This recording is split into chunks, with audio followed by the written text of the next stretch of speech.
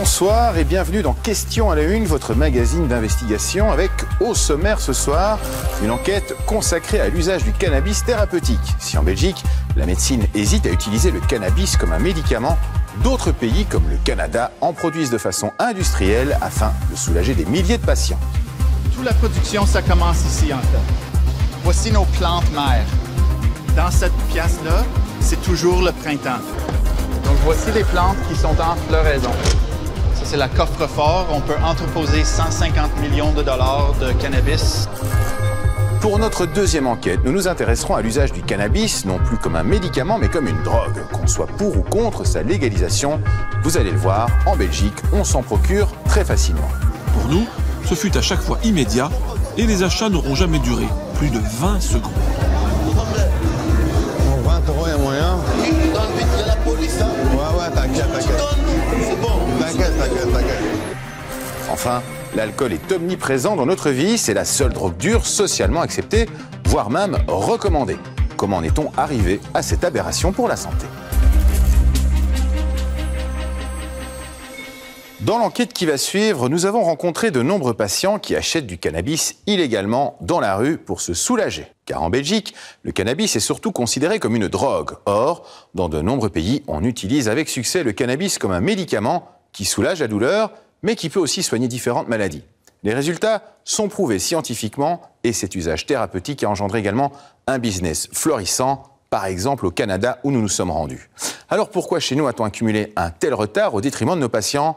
Voici l'enquête d'Olivier Badard et de Jacques Small.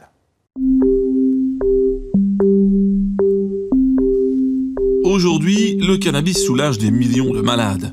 Certains disent même que la marijuana les soigne. Une chose est sûre, l'usage de cette plante, interdite chez nous, augmente le stress. C'est pourquoi tous nos témoins resteront très discrets. Je sais que je risque, dans les semaines qui viennent, d'avoir une perquisition ou être auditionné par la police. Et voilà, c'est l'amende ou la poursuite en justice et le risque de prison. C'est dommage que je doive être dans l'illégalité pour pouvoir me soigner.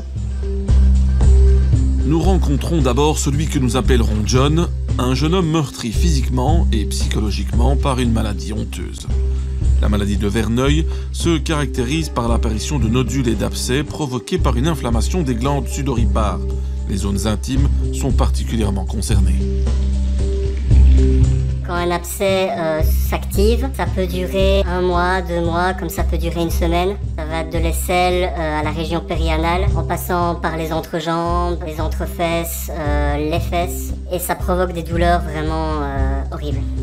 Opéré à plusieurs reprises, John a rapidement perçu les intérêts thérapeutiques du cannabis. La douleur ne disparaît pas complètement, mais elle est fortement atténuée. Je dirais de l'ordre de 80 à 90%.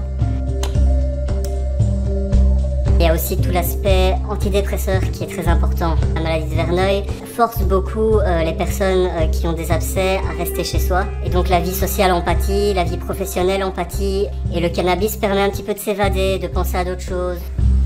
Et pour trouver les alternatives aux joints, le jeune homme arpente Internet en espérant passer au travers des mailles des autorités. Ce cannabis séché, par exemple, peut se consommer en vaporisateur. Commandé en Suisse, il est quasiment totalement dépourvu de substances psychotropes. Il n'en est pas moins interdit chez nous.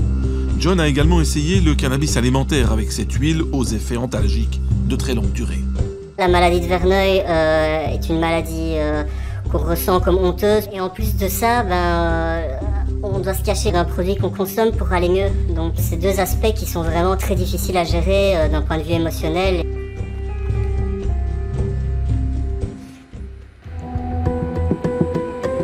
Des patients comme John, nous en avons rencontré beaucoup. Souvent arrivés au bout de leur traitement classique aux médicaments, ils consomment du cannabis pour mettre leur douleur entre parenthèses. Le cannabis, un traitement pour les uns, une chimère pour les autres. D'où notre question aujourd'hui, cannabis, un médicament efficace ?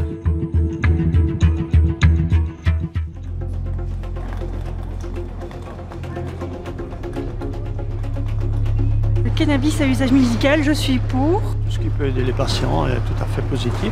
Je ne sais pas. Franchement, je n'ai pas d'avis là-dessus. Les études scientifiques ont démontré son utilité. Si c'est sous surveillance médicale, il n'y a pas de raison, oui, pourquoi pas.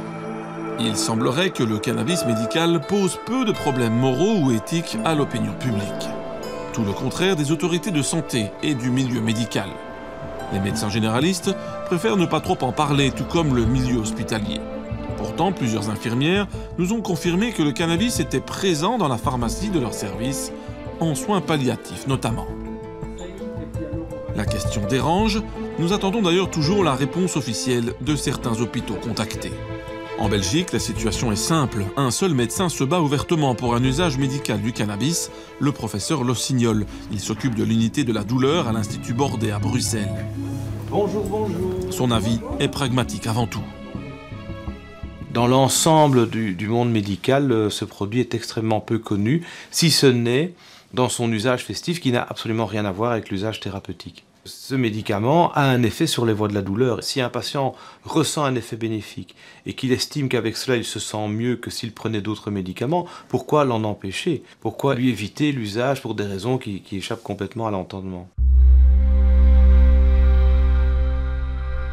Et ce qui dépasse l'entendement auprès des malades, c'est l'accès au cannabis à 2 vitesses.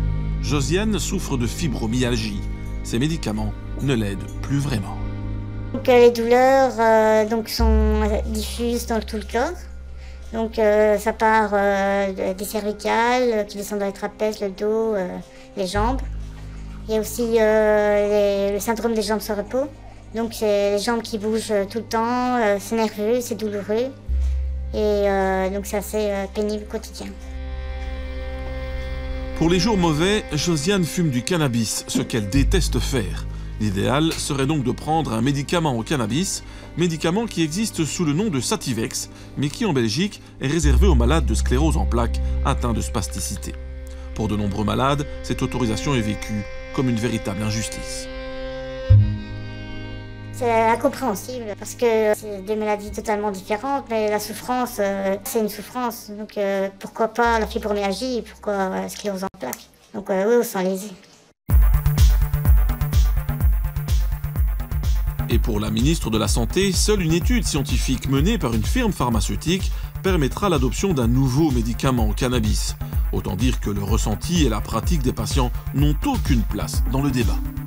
Ce sont des motivations quand même un peu subjectives, pas scientifiques. Je me sens mieux, je me sens moins mal. Jusqu'à maintenant, il n'y a pas d'études qui ont été faites sur un nombre de patients qui sont assez grands. Il n'y a pas de preuves scientifiques. C'est une justification qui peut durer pendant des années et des années. On peut toujours estimer qu'il n'y a pas assez de connaissances et qu'il faut de la prudence, etc. Il y a le comité technique ici qui va s'en occuper, qui va dire si la preuve est efficace, est-ce qu'il y a assez de preuves. On pourra enfin écouter les médecins et leur demander leur avis, plutôt que de décider sur dossier avec des experts qui n'ont jamais vu un malade. Jusqu'à maintenant, avec toutes ces histoires, on ne sait rien faire. Et pourquoi ne pas prendre connaissance de la littérature scientifique internationale? Justement, la prestigieuse Académie américaine des sciences vient de rendre ses conclusions en 3 parties sur la plus grosse étude jamais réalisée. Le comité conclut d'abord que le cannabis à usage thérapeutique est efficace pour réduire la douleur chronique chez les adultes et pour contrer nausées et vomissements provoqués par les chimiothérapies. Autre certitude, contrairement au tabac, fumer du cannabis hors consommation problématique n'entraîne pas de risque accru de cancer et n'affecte ni les performances académiques ni les relations sociales. Dans les informations à confirmer par de nouvelles études, les experts pointent un bénéfice sur les personnes atteintes de maladies mentales. Le cannabis améliorerait leur capacité d'apprentissage et de mémoire. Dans les certitudes négatives, fumer du cannabis pendant la grossesse entraîne un poids plus faible du nouveau-né. Enfin, le rapport ne se prononce pas sur les cancers, même si certaines études cliniques montrent de réels bénéfices. En conclusion, le cannabis est donc scientifiquement reconnu et son mécanisme dans le corps compris depuis bien longtemps. Il faut savoir que lorsqu'on a un ressenti, une douleur, c'est un influx nerveux qui circule et l'information passe de neurone en neurone et l'information peut être bloquée au niveau de ce qu'on appelle la synapse. Et le cannabis va bloquer l'influx nerveux qui arrive au niveau de la synapse pour empêcher le passage de l'information au neurone suivant. Si le corps humain est équipé de récepteurs cannabis, c'est qu'il en fabrique naturellement. surtout dans sa composante cannabinoïde. Le cannabis comporte 2 agents principaux. Il y a d'abord le fameux THC, connu surtout pour ses effets psychotropes, mais moins pour ses vertus thérapeutiques. L'autre cannabinoïde, c'est le CBD, appelé cannabidiol.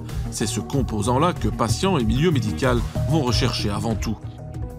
Et voilà qui va pousser certains patients à se retrouver doublement dans l'illégalité. Nous allons le comprendre avec Eric. Il souffre du dos depuis des années. Depuis un peu plus de 10 ans maintenant, les seules choses qu'on me donne, ce sont des anti-inflammatoires assez puissants. Et maintenant, j'en suis à prendre de la morphine tous les jours. Parfois, je dois quasi me promener à 4 pattes. Ça coupe leur vie sociale. J'ai une voiture à cause de ma médication. Donc, on va toujours compter sur quelqu'un. Mais alors, lui dire, après une demi-heure ou 3/4 d'heure ou 1 heure, qu'on est quelque part, oui, non, ça va pas, il faut que je rentre. Donc, à la longue, au début, on le fait, mais ça s'estompe parce que on n'a pas envie d'embêter tout le temps les gens avec nos mots et tout ça. Dans l'impasse, Eric se fait conseiller de cannabis par son médecin de mutuelle. Après quelques semaines, Eric comprend que le cannabis acheté en rue l'explose plutôt que le soulage. Normal, on y trouve des taux de THC très élevés, jusqu'à 25%, et très peu de CBD. Pour Eric, une seule solution, faire pousser chez lui, en toute illégalité, la variété de cannabis médical qui lui convient. Il n'y a pas d'effet psychotrope comme si on fumait un joint ou comme si on prendrait un verre d'alcool. Alors ça dure, dans mon cas, 3-4 heures. Pour faire bouger les mentalités, notre témoin a été jusqu'à écrire au gouvernement, expliquant sa pratique et ses étonnants bénéfices médicaux. Ma consommation de morphine a été divisée plus ou moins par 4. Les anti-inflammatoires, j'en prends tous les 2-3 jours, au lieu de 1 à 2 par jour. En Belgique, en fait, je sais pas moi, ils bougent pas. À croire qu'ils ne croient pas les expériences des autres pays. Il y a des preuves à travers le monde que ça marche, et ils trouvent tous les prétextes de dire non. En effet, pourquoi ne pas étudier ce qui se passe dans les pays autorisant l'usage médical de la marijuana? D'autant que ces pays ne manquent pas. Observez cette carte mondiale qui, chaque mois, accueille un nouveau membre. Parmi ces pays, nous avons décidé d'étudier la situation du Canada. Le Canada autorise le cannabis médical depuis plus de 15 ans. Aujourd'hui, 120 000 Canadiens disposent d'une prescription officielle de cannabis et 40 000 rien qu'au Québec. Nous débutons notre étude de cas à Montréal, au siège du Collège des médecins. Première surprise, la délivrance du cannabis est ici un concept légal, pas médical. C'est à la suite d'un jugement de la Cour d'appel de l'Ontario où un patient invoquait la Charte des droits et libertés de la personne du Canada pour pouvoir se procurer un produit, en fait, même pas un médicament, un produit qu'il jugeait nécessaire à sa condition pour le soulager, que la Cour lui a reconnu ce droit en vertu de la Charte et non pas en vertu des données publiées ou probantes de la Société médicale. Et voilà les médecins coincés. Pour s'en sortir moralement, ils finissent par céder en acceptant de prescrire le cannabis uniquement dans un cadre de recherche. Il a fallu, nous, financer un programme de recherche avec d'autres partenaires pour mettre en place ce qu'on a appelé le Registre Cannabis Québec, qui est essentiellement la collecte d'informations sur la nature des diagnostics, la nature des produits prescrits, les dosages, les effets bénéfiques et secondaires et les interactions possibles. Et nous cumulons ces informations depuis mai 2015. Pour bien comprendre le dispositif canadien, nous rencontrons Stéphanie Dubois.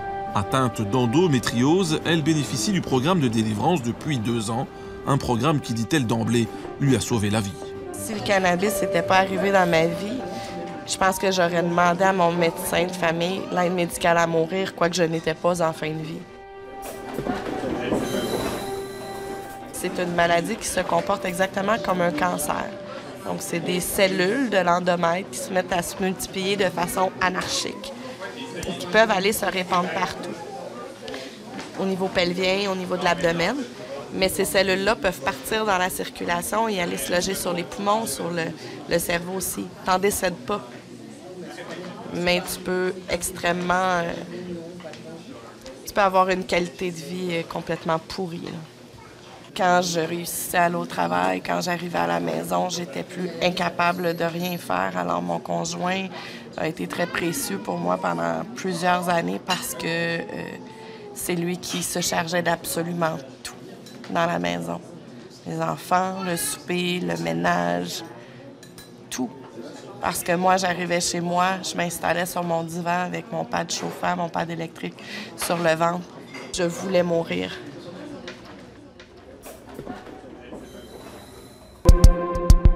Pour Stéphanie, tout a commencé dans cette clinique cannabis. Ce genre de structure reconnue par le gouvernement aide les patients à construire les dossiers médicaux officiels. Chaque jour, la clinique accueille des dizaines de candidats. La première étape, c'est le passage chez le médecin prescripteur. Si avant de venir ici, c'était 10 sur 10, votre douleur, c'est où maintenant avec notre balance des traitements cannabis médical, quoi? 6-7, mais les bonnes journées, c'est 1-3. Ah, incroyable. Oui. Le médecin va commencer par dresser un bilan médical et étudier la médication, souvent très lourde, des patients. Donc, j'ai pu prendre ma bicyclette pour aller au travail. C'est juste une 10 minutes. Mais je suis capable... C'est un début, c'est un commencement. C'est un commencement. Bravo, bravo. Oui. Excellent. Moi, j'ai des patients, douleur chronique, ne peuvent pas travailler. Avant, ils ont pris 2-3 sortes d'analgésie, 2-3 sortes de médicaments contre les effets secondaires, quelque chose pour sommeil, pour l'anxiété, pour dépression, au moins 7-8 médicaments. Calculez combien ça coûte et calculez combien ça coûte le cannabis. C'est beaucoup moins. Évidemment, un tel substitut aux médicaments pourrait ennuyer les firmes pharmaceutiques. Selon le Dr Dworkin, voilà pourquoi les études classiques manqueraient sur le sujet. Il y a une politique autour de ça. Pourquoi dépenser des millions de dollars pour faire une vraie étude avec une plante que les gars peuvent pousser dans leur jardin? On ne peut pas gagner d'argent après.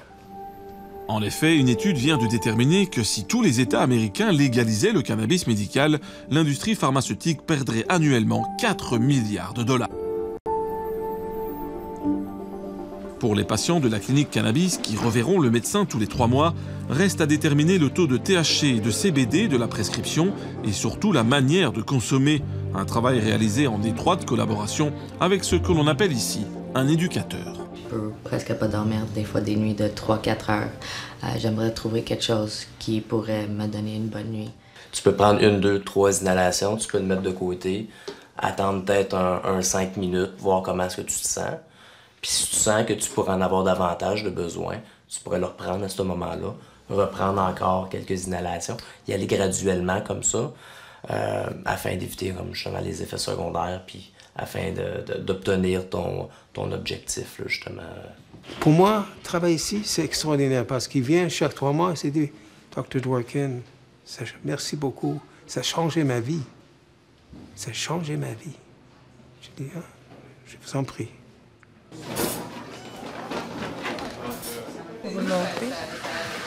Donc, ici, il y a l'étiquette avec mon nom, le nom du docteur, la date d'enregistrement, combien j'ai droit de grammes par jour.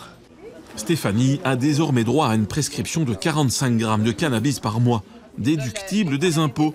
Le médecin lui a conseillé de vaporiser de l'herbe séchée durant la journée et d'alterner avec de l'huile pour des effets plus longue durée. Quand on vaporise, ça va prendre quelques minutes à faire effet, mais ça va faire effet pendant environ 2 heures de temps. Alors que l'huile de cannabis ou tout le cannabis qu'on va ingérer, ça va prendre 1 à 2 heures avant de prendre effet, mais ça va durer pendant 6-8 heures. Et pour s'approvisionner, les patients n'ont pas le choix. Les commandes se font en ligne. Donc, je l'ajoute.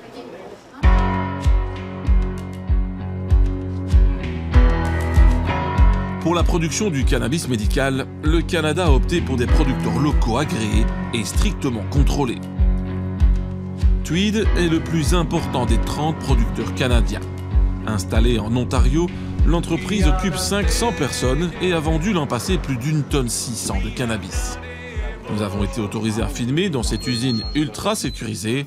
Adam Greenblatt sera notre guide. Toute la production, ça commence ici, en fait. Voici nos plantes mères. Dans cette pièce-là, c'est toujours le printemps. Donc, les plantes ne vont jamais produire les fleurs.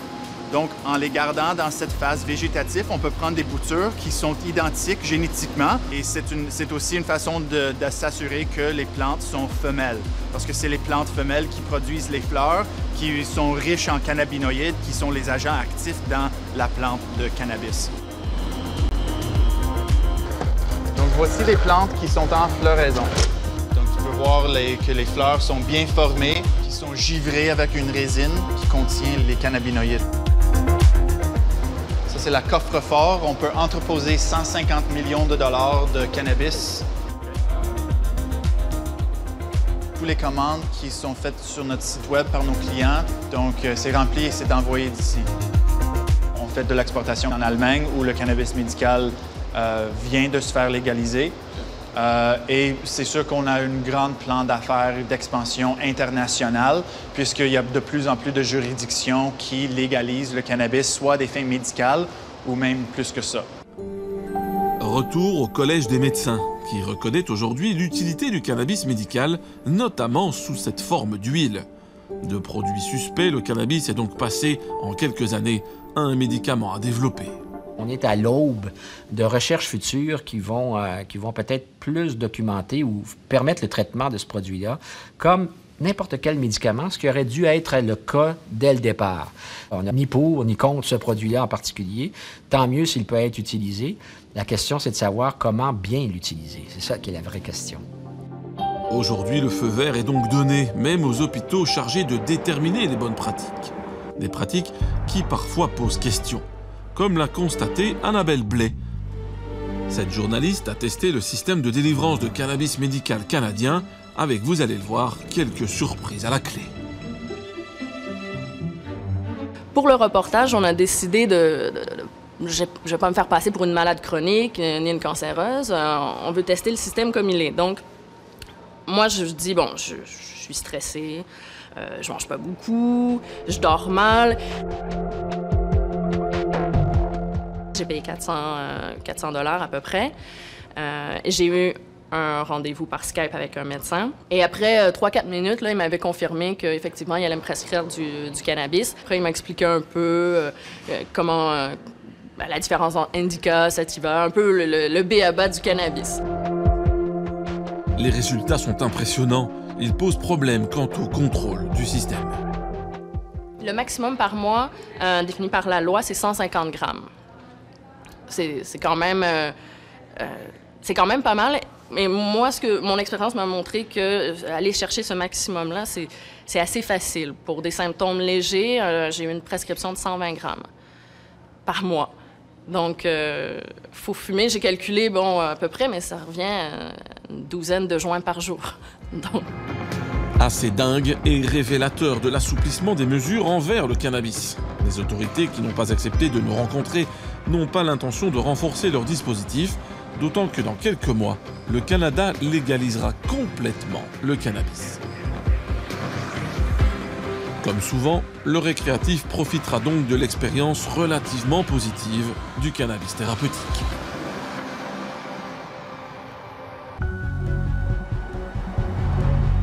Retour en Belgique, aux antipodes de la légalisation. Évidemment, expliquer aux patients belges la réalité canadienne, c'est s'exposer à un certain énervement.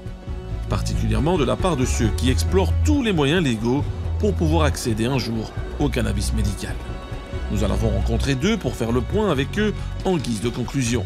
Le premier point de friction pour ce patient, c'est son statut de malade délinquant. On assimile ça à la toxicomanie. Je trouve ça triste que du coup on ne nous écoute pas parce qu'on nous considère avant tout comme des toxicomanes et non pas comme des patients qui cherchent une solution parce que les médicaments n'ont pas réussi à eux seuls à apporter le confort dont on avait besoin. Donc ce qu'on cherche en fait c'est un confort de vie et donc on rencontre un manque total de compréhension et d'humanisme, tout ça parce que c'est un produit qui n'est pas accepté, pas légalisé. Autre souci pour cet homme physiquement atteint, l'idée insupportable que le manque de volonté politique profite depuis des années aux vrais criminels de la rue. On nous envoie vers le marché criminel intensivement. Moi, je ne suis pas d'accord avec cette façon de procéder. Je ne pense pas que ce soit moralement acceptable déjà, ni légalement acceptable.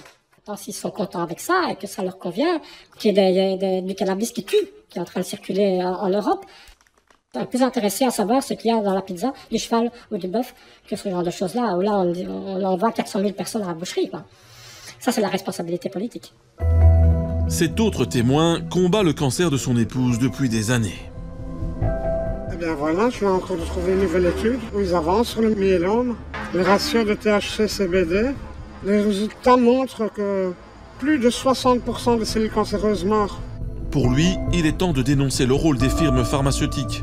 Interlocutrice privilégiée des autorités, elle bloque toute avancée.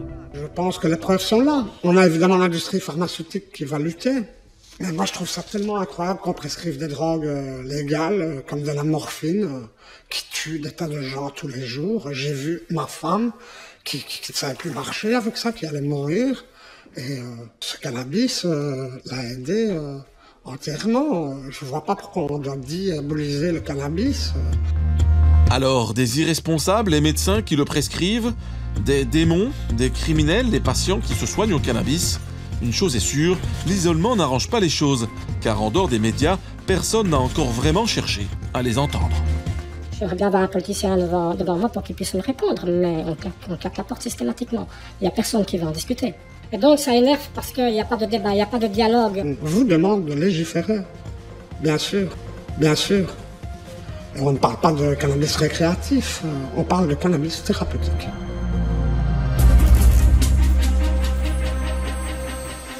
Le cannabis possède donc de vraies vertus thérapeutiques et il semble incompréhensible qu'en Belgique, on reste insensible aux bienfaits du cannabis utilisé comme un médicament.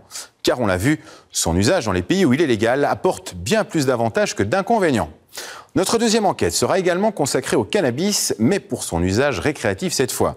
Car qu'on le veuille ou non, le cannabis est partout. Des centaines de milliers de Belges en consomment et sa prohibition coûte des centaines de millions chaque année à l'État belge. Alors faut-il légaliser le cannabis comme d'autres pays l'ont déjà fait, avec des résultats étonnants? Voici l'enquête d'Olivier Badard et de Jacques Smal. Ce matin, la police de Mons a reçu du renfort dans la lutte contre les bandes urbaines. Oscar Papa pour Sonneray essaie d'arriver au niveau de la rue Chizer. Ce jour-là, aucune bagarre entre jeunes, mais comme toujours, les fouilles de routine seront fructueuses. Tournez contre le mur sans le toucher, écartez vos bras, vos jambes et tournez vos paumes de main vers moi. Voilà, tout le monde sort les mains des poches, les sacs devant vous. Aujourd'hui, le cannabis est partout. Parmi les 15-16 ans, un jeune sur 5 en consomme régulièrement. On va vous demander de prendre toutes vos affaires et on va aller rejoindre le groupe là-bas. L'estimation du nombre total de consommateurs est d'1 demi-million. Ces trois filles étaient en train de consommer un joint et l'une d'elles, à notre arrivée, a tenté de dissimuler une boulette apparemment de la marijuana. Voilà. Des consommateurs en constante progression malgré une législation contraignante. Le cannabis est interdit aux mineurs. L'usage personnel est toléré, soit 3 grammes ou un plan. Mais la confiscation est aujourd'hui systématique et donne lieu à un PV simplifié. Consommer dans des lieux publics est interdit et des circonstances aggravantes sont retenues pour des lieux particuliers comme par exemple les alentours d'écoles. À Mons, l'opération touche à sa fin. Le bilan cache difficilement une routine bien usante pour les policiers. Ça dépend des jours, ça dépend si on a l'occasion de tomber dessus, mais oui, en général, le cannabis, c'est assez fréquent qu'on en retrouve. Pour le chef de corps, le cannabis gagne sans cesse du terrain malgré des années de prohibition et de lutte policière. Il est peut-être temps d'envisager une autre approche. Le fait de légaliser nous permettrait de diminuer vraisemblablement la charge de travail. Au niveau du constat, de la rédaction des PV, de la saisie, bien ça relève de l'équipe d'intervention qui, pendant qu'elle fait cela, qu'elle revient au bureau, n'est plus sur le terrain par rapport à d'autres phénomènes dont on devrait aussi s'occuper. Ce discours est loin d'être partagé par toutes les zones de police. Pour la police de Mons, rien d'étonnant. Ici, on adhère au discours d'Elio Di Rupo, le premier à proposer depuis des années une décriminalisation du cannabis. Quand je vois tous ces jeunes devoir aller fréquenter directement ou indirectement des milieux criminels et qu'on les jette finalement dans les bras des milieux criminels parce que, qu'on le veuille ou qu'on ne le veuille pas, il y a cette consommation qui reste massive. Et les adultes se cachent le visage. Politiquement, ces propos sont partagés par Écolo, le PTB et les jeunes du MR et du PS. Le Le MR, le CDH, et dans une attitude beaucoup plus ferme, la NVA incarne le refus de légaliser. Pour la NVA, c'est le coût sociétal d'une décriminalisation qui posera problème. L'histoire nous apprend, avec l'alcool et le tabac, malheureusement deux drogues légales, que c'est avec ces drogues-là que nous rencontrons les plus gros problèmes. Aujourd'hui, la problématique de la dépendance coûte à la Belgique 4 milliards d'euros par an. 3,5 milliards concernent les drogues légales, alcool et tabac. Nous sommes persuadés que prendre la même direction avec le cannabis serait une idée extrêmement mauvaise. Alors, faut-il sortir le cannabis des milieux criminels au risque de reproduire les dérives des modèles alcool et tabac? À l'heure où les plantations clandestines se multiplient, où les saisies n'ont jamais été aussi records et où les consommateurs sont chaque jour plus nombreux, Question à la Une a voulu faire le point. D'où cette question qui revient régulièrement. Faut-il légaliser le cannabis ?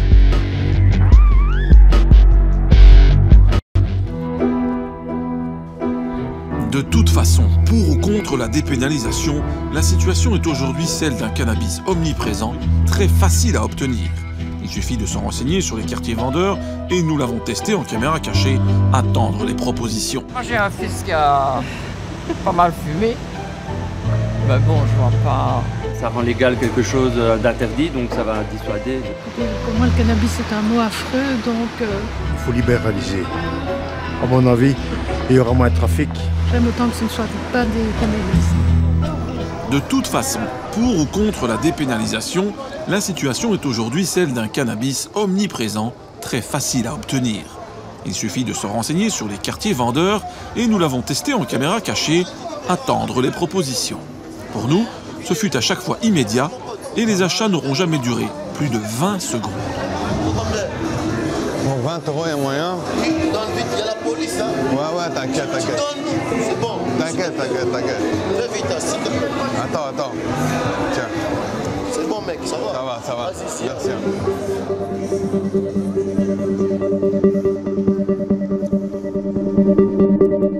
C'est au départ de ce double constat, le cannabis est partout et la prohibition est un échec, que tous les spécialistes de terrain réclament du changement depuis des années. Parmi ceux-ci, le criminologue universitaire gantois Tom de Korte. Pour lui, il est grand temps de dépénaliser et de trouver le modèle qui convient au plat pays. La préférence du chercheur va incontestablement au Cannabis Social Club. Ces structures, surveillées par les autorités, légalisent une communauté de consommateurs dans laquelle le contrôle social est très fort. Parce que ce sont des associations fermées et privées dans lesquelles vous devez être membre et qui ne vendent pas leur production de cannabis, mais qui la distribuent entre membres. C'est calqué sur le modèle d'une coopérative. Tom de Korte implore le gouvernement d'étudier le modèle de ces clubs légalisés. Avec 2 autres experts, il a même écrit toute la marche à suivre pour réussir cette dépénalisation.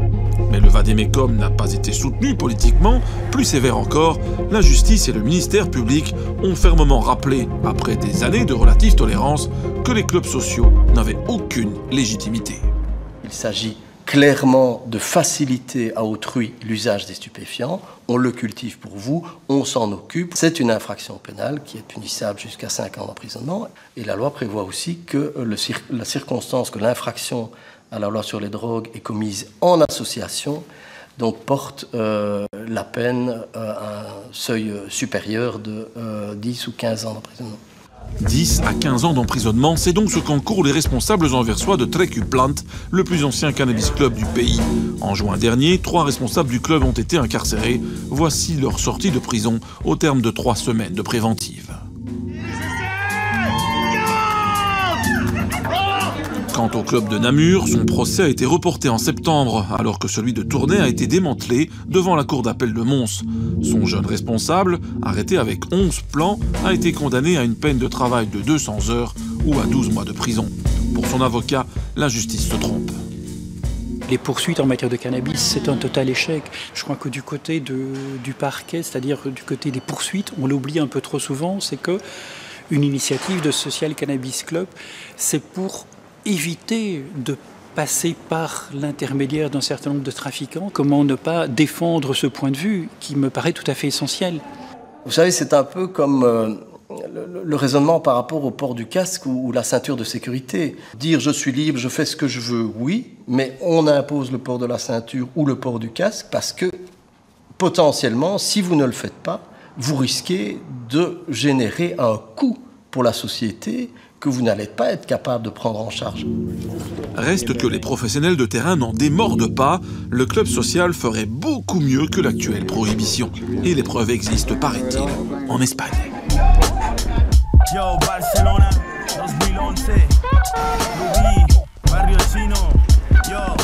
Face au cannabis, les autorités espagnoles ont depuis longtemps une attitude plutôt permissive. Et ce n'est pas pour rien que chaque année, Barcelone accueille le Spanabis, le plus grand salon mondial consacré à l'industrie de la marijuana. Cette année, 500 exposants venus des 4 coins de la planète ont démontré tout leur savoir-faire à plus de 30 000 visiteurs. Mais n'y cherchez pas la matière première, elle est interdite dans les espaces publics. L'Espagne a réglé le cas Nabis et sa consommation en autorisant les social clubs. L'Espagne en compte plus de 800 et leur succès est énorme.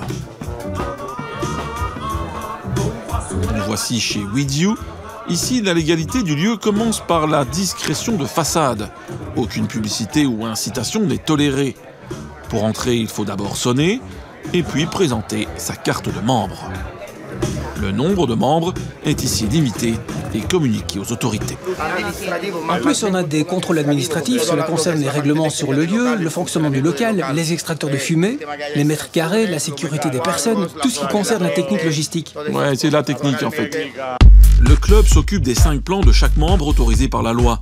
Une fois enregistrés, ces membres peuvent aller retirer contre prix imposé le fruit des récoltes de leur plan. Tout retrait est enregistré et communiqué aux autorités. En autorisant la consommation sur place, ces autorités ont très vite compris l'avantage du modèle. Ce qui est important, c'est aussi qu'on ne trouve plus de dealers sur les places. Il n'y a plus de vendeurs dans les rues. Ils commencent réellement à disparaître de la ville. Barcelone a beaucoup changé comparé à l'époque où les clubs n'existaient pas. Avant, on se procurait facilement l'herbe en rue. Maintenant, c'est fini. Avant, on se promenait le long des Ramblles. Il y avait une série d'individus vendant et achetant. Et maintenant, tu ne vois plus ça. Et avec la disparition du marché noir, la qualité du cannabis consommé s'est vue nettement améliorée. Autre avantage du modèle, le brassage et le contrôle social pour prévenir les consommations problématiques. Mais l'Espagne rencontre tout de même un problème avec ses clubs cannabis, le tourisme. Plusieurs clubs ont ainsi été fermés pour avoir accepté des consommateurs non espagnols. Avec des millions de touristes en demande, l'appât du gain est trop fort pour certains. Bonjour. Nous avons reçu une invitation de la part d'Andreas pour adhérer à votre club. Ok, c'est bon. Vous avez votre passeport ou une carte d'identité? J'ai besoin de vous identifier. Voilà, je vais vous montrer. La preuve, nous n'avons eu aucune difficulté à obtenir une invitation sur Internet, nous donnant droit à une semaine d'adhésion dans ce club. Une surproduction destinée aux étrangers est donc soupçonnée.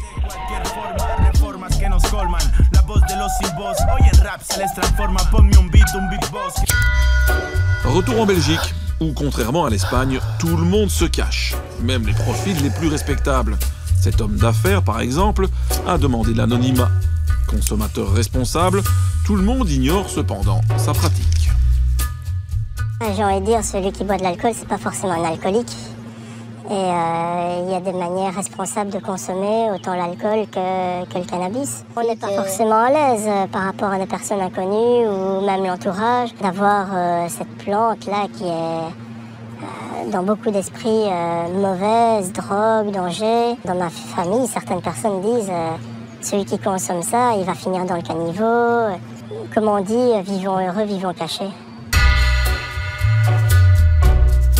Ce qui nous préoccupe évidemment beaucoup, ce n'est certainement pas la détention pour usage personnel de 2 ou 3 grammes de cannabis, mais par contre le développement assez extraordinaire des plantations de cannabis à grande échelle, voire à échelle industrielle, avec beaucoup d'organisations criminelles néerlandaises qui descendent en Belgique installer des plantations. Et donc ça, oui, effectivement, c'est un gros problème.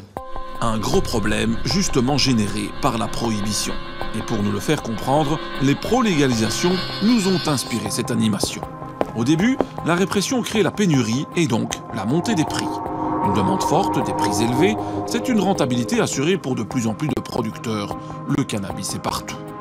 De plus en plus riches, les producteurs sont de plus en plus ingénieux et agressifs pour protéger leurs activités. La lutte demande de plus en plus de moyens aux autorités. Leur budget restreint les oblige alors à cibler les actions sur les plus petits producteurs, plus vulnérables. Le marché est laissé aux gros producteurs qui font la loi, d'où des qualités de cannabis déplorables ou dangereuses, pesticides, métaux lourds et taux de THC explosifs, jusqu'à 30%. En plus, la prohibition coûte cher, des centaines de millions par an mal dépensés à en croire les experts. Il faut donc libéraliser. Tout ce qui concerne les sanctions et les enquêtes sur les délits coûte énormément d'argent. Et cela ne donne rien. Aucun effet positif sur le marché du cannabis. Alors que cet argent pourrait être bien mieux investi dans la prévention, en structures d'aide et dans la mise en place d'un système légalisé. Ce modèle décrit existe aussi. Et cette fois, c'est aux États-Unis que nous sommes allés l'étudier.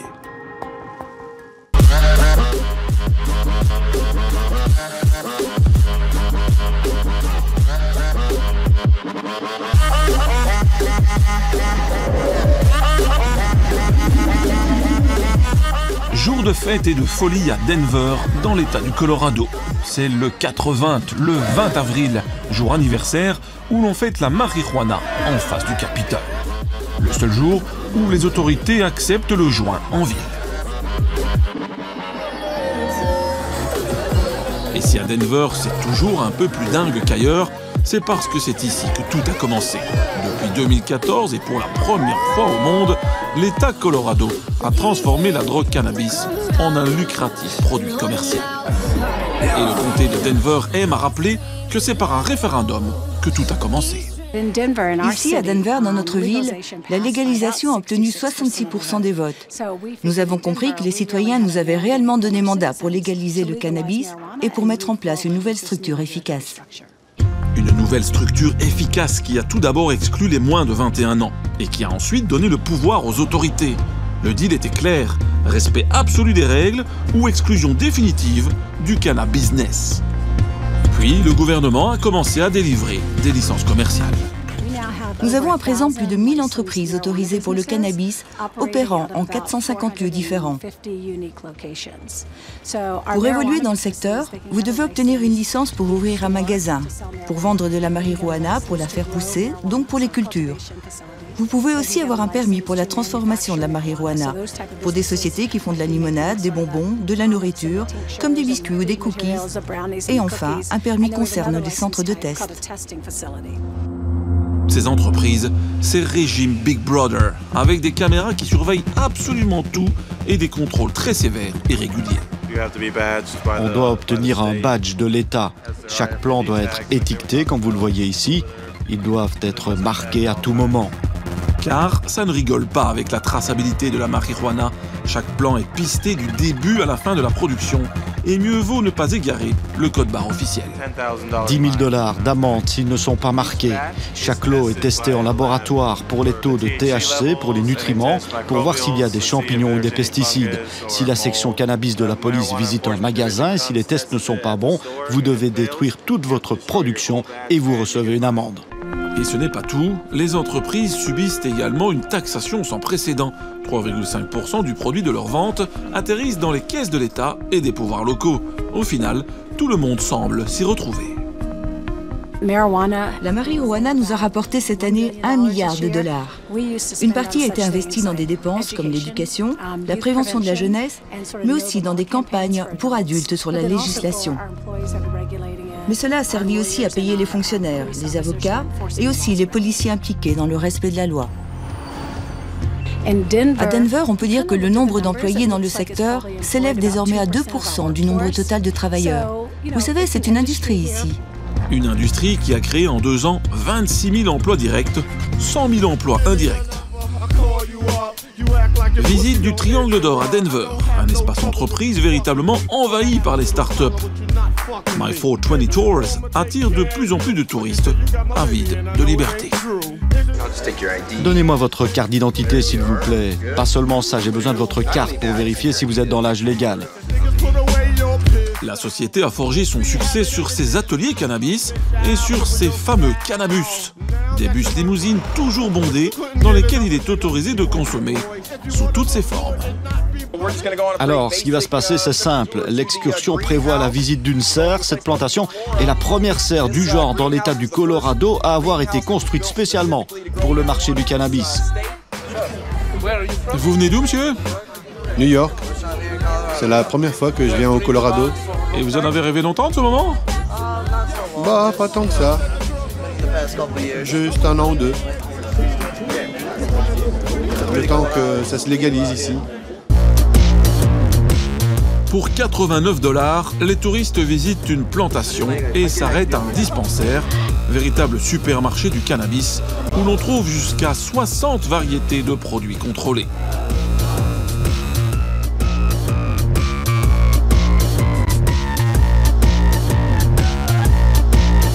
Retour au Triangle d'Or pour assister à l'étonnant atelier roulage de joint. Imaginez que vous roulez une boulette entre vos doigts, comme ça. C'est comme ça qu'il faut faire, et le papier va simplement suivre. Pour la patronne du lieu, une Tahitienne installée à Denver, les pistes d'enrichissement dans le marché sont infinies. C'est ça, je pense, qui est le plus excitant dans cette industrie, c'est qu'il y a énormément de choses à faire et il faut trouver les choses qui vous passionnent. Il y a beaucoup d'entreprises satellites qui peuvent se développer, donc c'est quelque chose qui est définitivement positif. Et si c'est bien géré et bien établi, ça peut être très, très, très positif au niveau du développement des villes. L'expérience cannabis au Colorado est donc une belle réussite sur le plan commercial. Et pourtant, certains se plaignent encore d'être freinés dans leur essor. Bob Eschino est le leader mondial des comestibles au cannabis. Appelé le baron des bonbons, sa société Incredibles est présente dans 7 États américains et emploie une centaine de personnes plutôt enthousiastes. Oui, c'est un boulot convenable. Difficile de se plaindre puisque ce job, je l'ai développé moi-même. J'adore. Donc oui, c'est un super endroit pour travailler. Je ne suis pas originaire du Colorado. J'ai déménagé pour obtenir ce travail. C'est un boulot vraiment dingue. Ça change tous les jours. Je bosse au labo, à la technique, au marketing. C'est vraiment un travail génial. En un an, la demande de ces produits qu'il ne faut pas fumer a explosé. Mais la société ne parvient pas à suivre. Son problème, ces cuisines artisanales que le patron ne peut industrialiser, faute de soutien bancaire. Car la loi marijuana impose que tout investissement dans le secteur se fasse sur fonds propres. Nous ne sommes pas traités comme des sociétés normales. Nous n'avons pas accès aux capitaux. Je ne peux pas ouvrir une ligne de crédit auprès d'une banque. Je ne peux pas faire appel aux investisseurs. Les employés que j'embauche, je ne peux pas les déduire de mes impôts. Certains, je peux, mais la plupart, je ne peux pas. C'est donc un sacré frein pour employer plus de gens. J'aimerais bien élargir mon équipe et générer plus de bénéfices, mais avec cette fiscalité particulière, c'est vraiment difficile d'y parvenir. On ose imaginer les revenus du cannabis si les emprunts bancaires étaient autorisés dans un marché que l'on compare à celui du pétrole ou de l'automobile. Reste à rencontrer les gardiens de la paix. Le cannabis a-t-il changé leur vie? Pas vraiment, si ce n'est que 15 emplois nouveaux ont été créés pour contrôler le système. Pas plus d'accidents de voiture, comme certains l'avaient prédit, et pas plus de troubles de l'ordre public non plus, même avec des cohortes de touristes à gérer. Quant au marché noir, le commandant de la police parle de quasi-disparition dans l'État du Colorado, mais des problèmes existent à l'exportation. Ce que l'on observe avec le cannabis, c'est que vous pouvez acheter un demi-kilo de marijuana ici au Colorado et à Denver pour 1 200 $. La même quantité de cannabis sur la côte Est vaut 3 200 $. Donc, vous pouvez acheter de la marijuana tout à fait légalement ou illégalement, puis vous pouvez traverser les États-Unis et doubler, voire tripler votre argent de départ. En quittant le Colorado, nous faisons le bilan de 3 ans de légalisation commerciale. Peu de problèmes de sécurité, des réseaux mafieux en voie de disparition, une fiscalité lourde qui assure l'autofinancement du modèle et qui permet d'investir dans la prévention, et enfin, des emplois créés par dizaines de milliers. Mais qu'en est-il des questions de santé publique? Les informations à ce sujet sont plutôt difficiles à obtenir. Pour approcher la vérité, retour en Belgique chez FEDITO, la Fédération bruxelloise des institutions francophones pour toxicomanes. Premier renseignement, dépénaliser ne provoque pas d'afflux massif de consommateurs. Les Pays-Bas et les États-Unis en sont la meilleure preuve. Par contre, le cannabis provoque chez certains addiction ou psychose. Reste à voir dans quelle proportion. Il y a beaucoup de consommateurs de cannabis qui n'ont pas une consommation problématique. Il y a effectivement des consommations problématiques, mais c'est qu'une minorité. C'est de l'ordre de 3% des usagers quotidiens. Chaque année, 350 consommateurs problématiques sont ainsi pris en charge médicalement en Wallonie et à Bruxelles.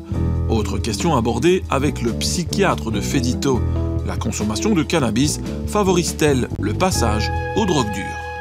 Le plus dangereux pour le passage d'une drogue à l'autre, ce n'est pas la consommation, mais la proximité des marchés. Donc lorsque vous achetez du cannabis, vous allez immanquablement trouver, soit dans l'autre main de celui qui vous présente le petit paquet de cannabis, de la cocaïne, ou bien dans la rue d'à côté, un vendeur de cocaïne. Et ça, c'est ce qui est beaucoup plus déterminant dans le passage d'une drogue à l'autre. Enfin, reste la question des moins de 18 ans, exclus de toute forme de dépénalisation. Que faire avec eux alors que l'on sait très bien que leur consommation est en croissance? Les psychotropes ne sont pas conseillés pour les cerveaux en pleine maturation. Donc pendant toute cette période, l'action des psychotropes peut avoir, je dis bien peut avoir, des effets délétères. Donc c'est pour ça que, de manière générale, on conseille, comme on conseille aux ados de ne pas boire ou de ne pas boire de grandes quantités. Donc ça, il faut le savoir. Ce qu'on pense, c'est qu'il faut en prendre en compte la réalité des comportements, la réalité des consommations. Ce à quoi on pourrait penser, c'est par exemple qu'un certain cannabis peut potentialiser, donc avec un produit psychoactif assez faible, soit disponible à partir de 16 ans. Et puis un autre produit le soit à partir de 18 ans. On peut jouer là-dessus. Et donc là, c'est en tout cas un débat qu'il faut avoir avec les autorités publiques et surtout les autorités de santé. Un débat qu'il faudra en effet bien tenir un jour chez nous, entre tous les acteurs concernés. À commencer bien sûr par tous ces petits consommateurs autoproducteurs. Ils sont des milliers sur notre territoire, comme Grégory. Donc voilà, je vais me retrouver avec 4 plantes ici à l'intérieur et 6 plantes à l'extérieur si tout va bien. Ce qui devrait m'assurer une récolte suffisante pour tenir un mois de plus. Pour Grégory, Social Club et modèle commercial ne sont pas des modèles idéaux. Pour lui, il faut avant tout légaliser le droit du sol. J'ai mon potager, je fais pousser mes légumes, etc. Et voilà, le cannabis, c'est une plante qui est assez passionnante en fait. Donc voilà, il y a l'envie de la voir grandir, l'envie de faire pousser cette plante qui est très intéressante. Voilà, maintenant moi je sais ce que je fume, je mets pas de crasse dedans, je mets pas d'engrais qui boostent les pourcentages de THC. Parfois il y en a qui font des weeds, c'est presque de la drogue dure, tellement qu'ils boostent leurs plantes d'une manière qui n'est pas naturelle. La démarche nature de ce consommateur responsable va plus loin. Pas question pour lui de s'intoxiquer avec du tabac, alors il utilise un vaporisateur. Selon Grégory, une libéralisation permettrait aussi de mieux informer les consommateurs sur les bonnes pratiques. Pour ce cultivateur amateur, interdire le cannabis, c'est donc simplement une hérésie. Continuer à criminaliser des gens qui, comme moi ici, cultivent 5 plants, allez, peut-être 10 plants sur une année, pour leur consommation personnelle. Je veux dire, moi je suis un père de famille, j'ai 3 enfants, j'ai un travail, je n'ai pas besoin de la vendre, voilà, je fais vraiment rien de mal, je fais juste pousser des plantes. Qui a le droit de m'empêcher de faire pousser une plante dans mon jardin? Moi ça, il n'y a pas moyen, ça on ne m'aura pas quoi.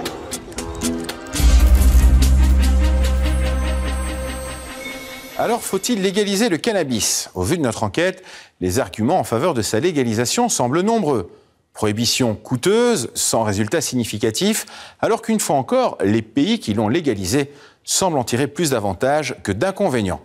Nous serons de retour dans quelques instants pour parler d'une autre drogue, totalement légale cette fois, l'alcool. Avec cette question provocante, sommes-nous tous alcooliques? Il est seulement 15 h et ces étudiants se retrouvent autour d'une girafe de bière. C'est 3 litres, c'est 3 litres de bière. 3 litres de bière. Vous buvez 3 litres à 6. Ouais. 6, oui, c'est ça. C'est pas trop? Non. Ça passe. On a l'habitude. On est en plein après-midi, là, c'est pas trop dur après de repartir? On n'a plus cours après.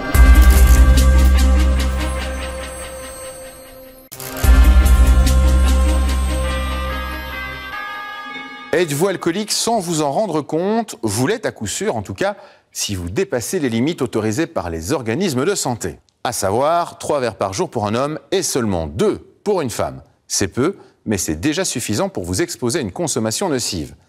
Car n'oubliez pas que si c'est une drogue légale et totalement banalisée, l'alcool reste une drogue potentiellement dangereuse. Alors sommes-nous tous alcooliques? Voici l'enquête de Jacques Gray.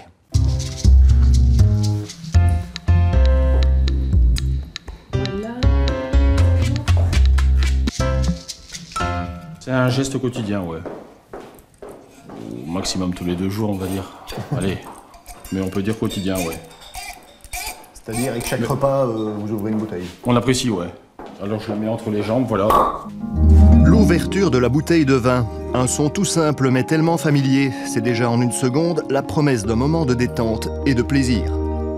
La petite formule pour se rappeler.